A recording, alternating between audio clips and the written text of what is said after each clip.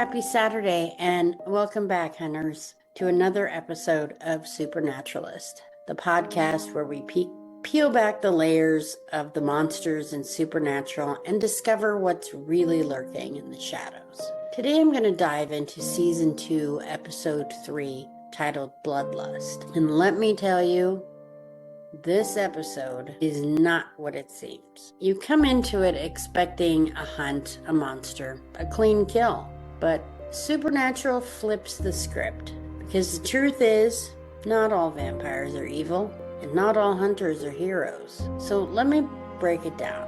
The lore behind good and bad vampires, why some vampires don't feed on humans, how this aligns with global vampire mythology, why Gordon Walker is the actual monster of this episode, and I'll wrap up with the fun behind the scenes facts and character trivia. All right, so let's sharpen those stakes, metaphorically at least, because we're about to rethink what monster really means. The Blood Farm, a setup that deceives us all. So when Sam and Dean roll into town, everything seems classic vampire hunt. A body drained of blood, cow mutilations, and a vampire killed. Gordon Walker, legendary hunter, he jumps in and paints the target pretty clear. Vampires, gotta kill them. But here's the twist. The vampires in this episode aren't hunting humans. They're drinking animal blood.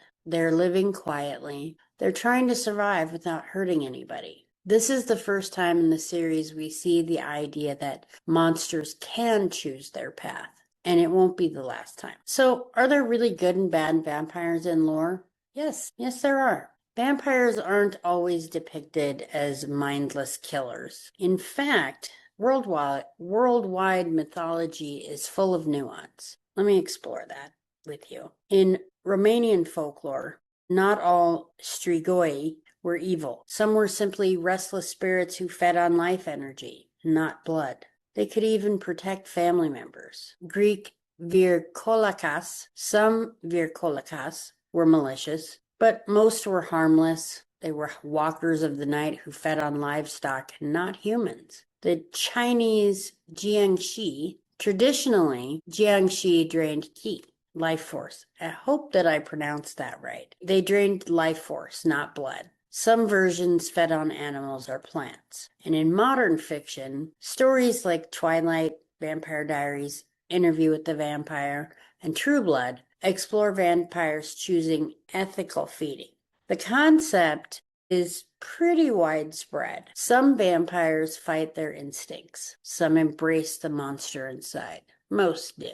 And some kind of walk the line. And we see that all three of those in Supernatural. And Supernatural taps directly into this evolving mythos with Lenore's Nest. And Supernatural's vampire rule, good versus evil. Supernatural normally gives us vicious vampires. They feed on humans, they live in nests, are often feral, territorial, and violent. They lack remorse, and they turn others to expand their numbers. However, Bloodlust gives us a revelation. Vampires can choose. Lenore's Nest, and spoiler, we'll see one of her nestmates, Eli, in future episodes as a different vampire. Her nest drinks cow's blood, stays far away from humans as possible. She wants peace, she does love, and she does mourn, and she lives quietly. Her entire nest is built on living quiet lives. Lenore herself is compassionate, she's clear-eyed, and she's morally grounded. And this forces the Winchesters and us as viewers to confront a new truth. Maybe monsters aren't born, maybe they're made, and maybe some choose not to be monsters at all. Dean struggles with this, though, and Sam embraces it. This is truly a turning point in the series. Gordon Walker, the real monster. Now, we have to talk about Gordon. He is charismatic, confident, skilled, experienced, and absolutely terrifying. Here's why he's the monster of this episode. Gordon kills indiscriminately. He believes all vampires are evil, no exceptions. And it doesn't matter if they've never harmed a human. They're evil to him, and they need to die. To Gordon, the world is black and white. You kill the monster or the monster kills you. This worldview is what makes him very, very dangerous. And we will find out in later episodes just how dangerous he is. Gordon enjoys the violence. He's not just doing a job, he's getting emotional satisfaction from killing. When he tortures Lenore, he smiles. That tells you everything. And he doesn't question himself. Self-reflection is what makes humans human. Dean struggles with this internally. And Sam uses empathy, as always. But Gordon, he refuses to consider nuance at all. This makes him the most dangerous kind of hunter. And he nearly gets Sam killed. He sets Sam up to be attacked. This is the moment Dean realizes Gordon isn't a hero at all. He's a liability to everybody around him. Gordon mirrors John Winchester's darker impulses, and Dean sees it. Dean really wants to be like his father, until he sees what that actually looks like in Gordon. This episode is as much about Dean's internal conflict as it is about the vampires themselves. Can good vampires really exist? In mythology, yes, depending on the culture. In Supernatural, absolutely. Supernatural can do pretty much anything. And examples across the series. This is shown with Lenore and her peaceful nest. Benny in season 8. I told you about that a little while ago. He's a fan favorite redeemed vampire. There are vampires who live off blood bank supplies, and there are nests that abstain from turning humans. It's not what you are, it's what you do. And we hear this statement in many episodes later, a few times. Supernatural suggests maybe the supernatural world isn't divided into good and evil. Maybe it's divided into choice and compulsion. And Lenore chooses peace. Some other vampires do as well. So how are the vampires killed in Supernatural? They're normally killed by decapitation. That's their main method. Dead man's blood, it weakens them and paralyzes them. Sunlight, it doesn't kill them, but it's like a bad sunburn, and it slows them down.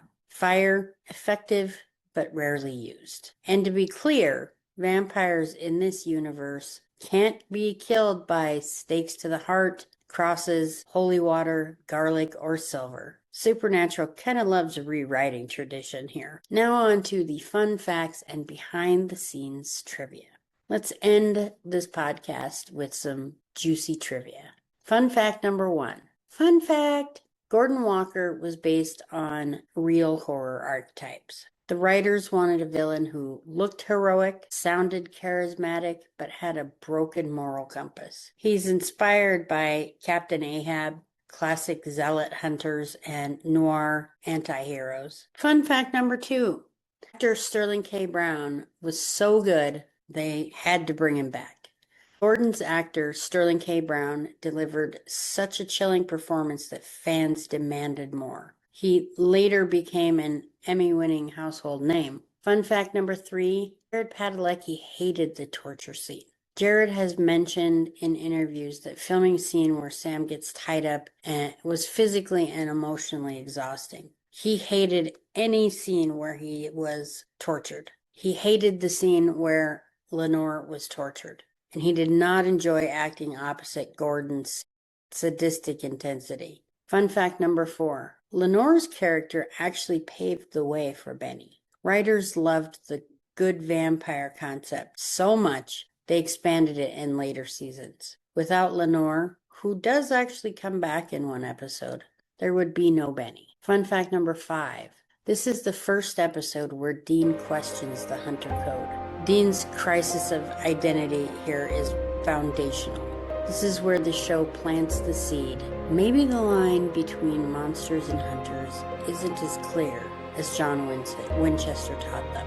And that wraps up today's episode of Supernaturalist. Bloodlust reminds us that the monsters aren't defined by their species. They're defined by their choices. Same as humans. Sometimes fangs aren't the danger. Sometimes it's the person holding the machete. Next time, we'll continue exploring Season 2 with more lore, more monsters, and more psychological depth. Until then, keep your stakes sharp, not that they'll do any good, your mind sharper, and remember, being human doesn't automatically make you the good guy. Please remember to like and subscribe and share this episode with anyone you think will enjoy it.